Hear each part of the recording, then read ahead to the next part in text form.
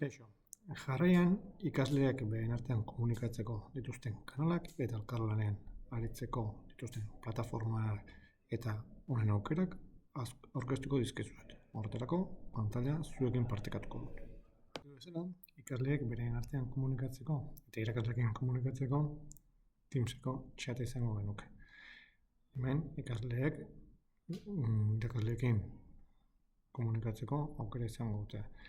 Eta baita ere, beraiek taldeak sortu eta beraien artean komunikatzeko bide izango dute.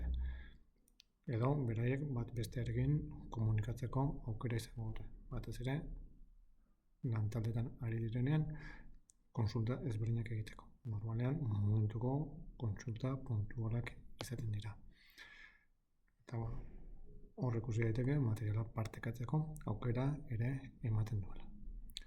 Honetaz gain, elkarlanean aritzeko badauka Teamsek ere bere aukera. Non, beraiek sortutako karpetetan dokumentu ezberdinak partekatzeko aukera izango duten. Hemen ikusten daitekeen bezala, ikasleek beraiek sorturiko karpetak eta dokumentuak partekatzen dituzte elkarlanean aritzeko.